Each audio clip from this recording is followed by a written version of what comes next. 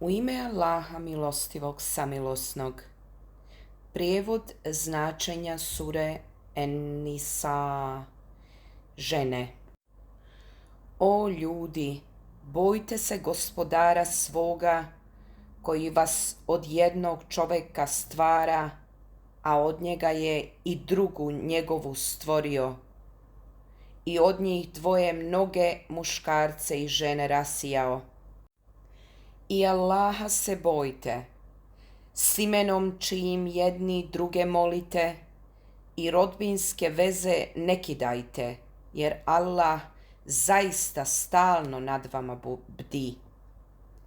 I siročadi imanja njihova uručite, hrđavo za dobro ne podmećite, i imetke njihove s imecima vašim ne trošite. To bi zaista bio vrlo veliki grijeh. Ako se bojite da prema ženama sirotama nećete biti pravedni, onda se ženite onim ženama koje su vam dopuštene, sa po 2, sa po 3 i sa po 4. A ako strahujete da nećete pravedni biti, onda samo sa jednom. Ili eto vam onih koje posjedujete. Tako ćete se najlakše nepravde sačuvati. I draga srca ženama vjenčane darove njihove podajte, a ako vam one od svoje volje od toga šta poklone, to s prijatnošću i ugodnošću uživajte. I rasipnicima i metke koje vam je Allah povjerio na upravljanje ne uručujte, a njihov imetak za njihovu ishranu i odijevanje trošite i prijatne riječi im govorite. I provjeravajte siročad dok ne stasaju za brak, pa ako ocijenite da su zreli, uručite im imetke njihove. I ne žurite da ih rasipnički potrošite dok oni ne odrastu. Ko je imućan, neka se uzdrži, a ko je siromašan, neka onoliko koliko mu je prema običaju neophodno troši.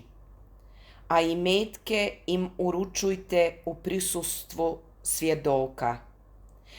A dosta je to što će se pred Allahom račun polagati. Muškarcima pripada dio onoga što ostave roditelji i rođaci, a i ženama dio onoga što ostave roditelji i rođaci, bilo toga malo ili mnogo, određeni dio. A kada diobi prisustvuju rođaci, siročad i siromasi, i njima nešto darujte i lijepu riječ im recite.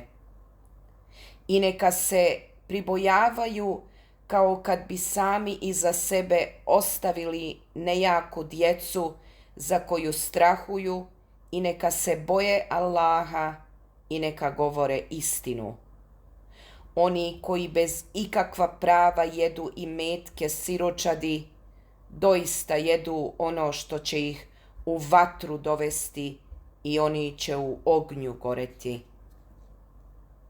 Allah vam naređuje da od djece vaše muškom pripadne toliko koliko 2 ženskima, a ako bude više od 2 ženskih, njima 2/3 od onoga što je ostavio, a ako je samo jedna, njoj polovina.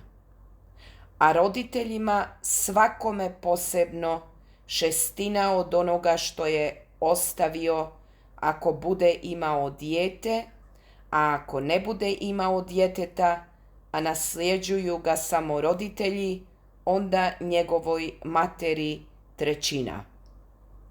A ako bude imao braće, onda njegovoj materi 1/6, pošto se izvrši oporuka koju je ostavio ili podmiri dug.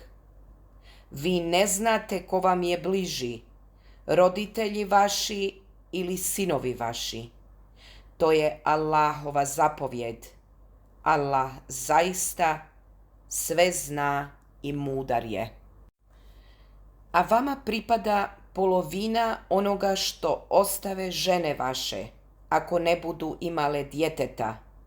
A ako budu imale dijete, onda četvrtina onoga što su ostavile, pošto se izvrši oporuka koju su ostavile ili podmiri dug. A njima četvrtina onoga što vi ostavite ako ne budete imali djeteta. A ako budete imali dijete, njima osmina onoga što ste ostavili, pošto se izvrši oporuka koju ste ostavili ili podmiri dug. A ako muškarac ili žena ne budu imali ni roditelja ni djeteta, a budu imali brata ili sestru, a onda će svako od njih dvoje dobiti šestinu. A ako ih bude više, onda zajednički učestvuju u trećini, pošto se izvrši ne oštećujući nikoga oporuka koja je ostavljena ili podmiri dug. To je Allahova zapovjed, a Allah sve zna i blag je. To su Allahovi propisi.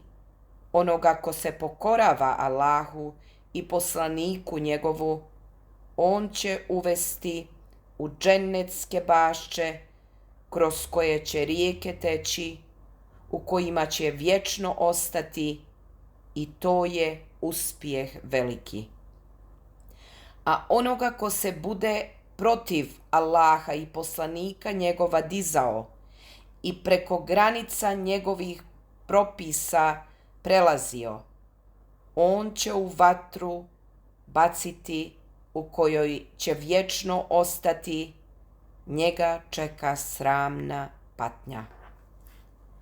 Kada neka od žena vaših blud počini, zatražite da to protiv njih četverica od vas posvjedoče, pa ako posvjedoče, držite ih u kućama sve dok ih smrt ne umori ili dok im Allah ne nađe izlaz neki. A ako dvoje to učine, izgrdite ih, pa ako se pokaju i poprave, onda ih na miru ostavite, jer Allah prima pokajanje i samilostan je.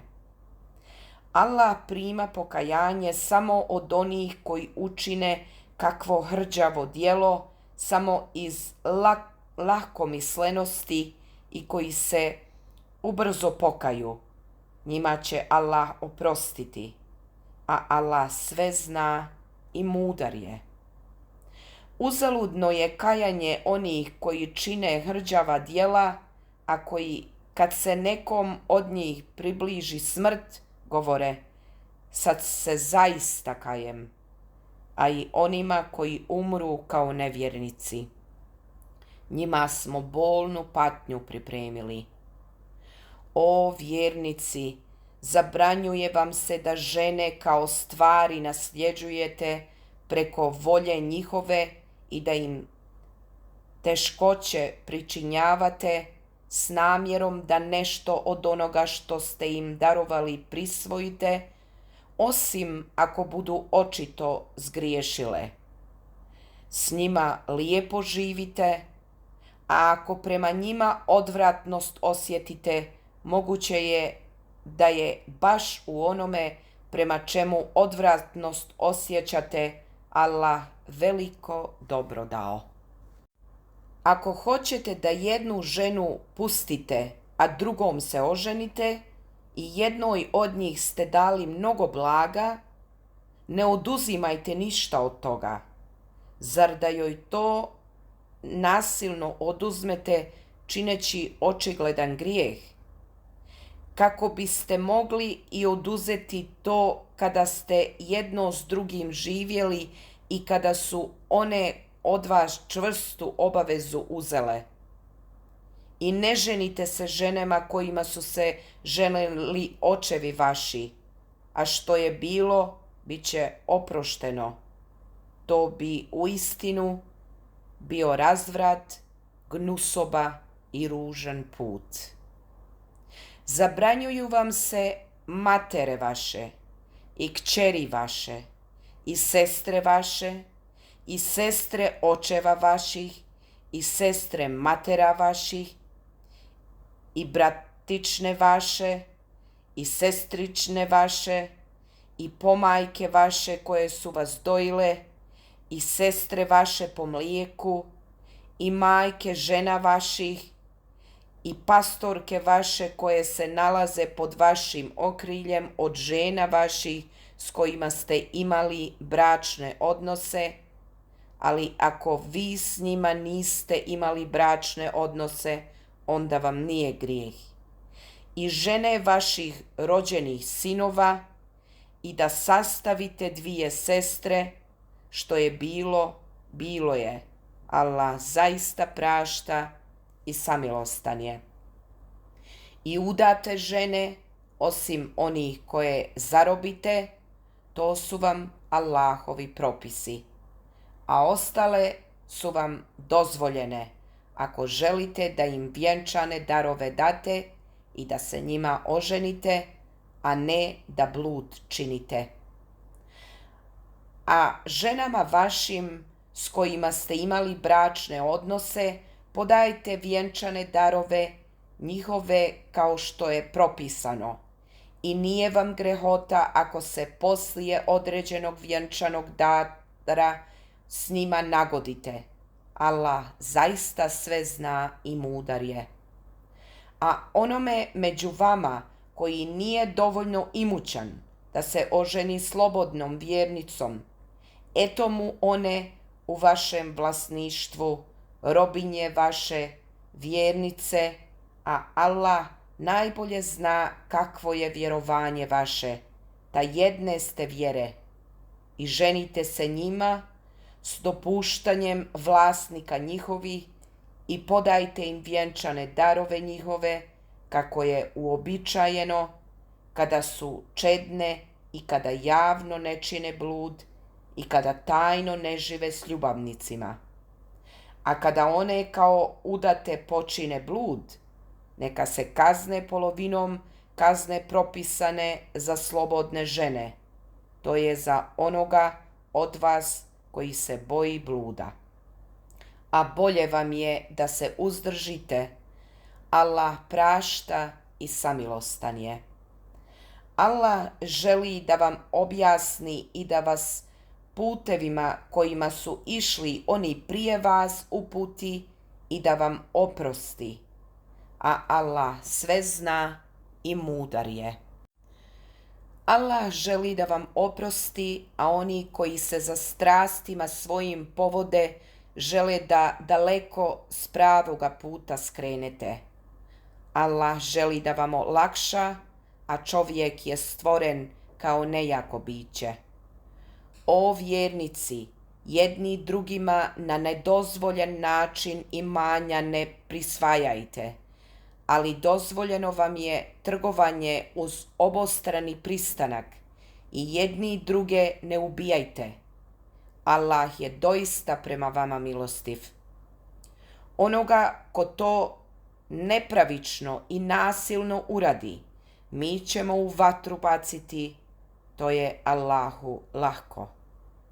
Ako se budete klonili velikih grijehova, onih koji su vam zabranjeni, mi ćemo preći preko manjih ispada vaših i uvešćemo vas u divno mjesto.